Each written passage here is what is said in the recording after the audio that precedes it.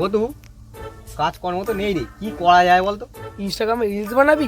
Reels বানানো পড়ছে সত্য তোরে। বাচ্চা বাচ্চা ছেলে মেয়েগুলো রিলস বানিয়ে ভাড়া যাচ্ছে, আমরা পারবো নি? চ মানা, সব আমি সামলে নেবো মানা, চ। কিন্তু আমাদের কাছে তো মানে ক্যামেরাই নেই।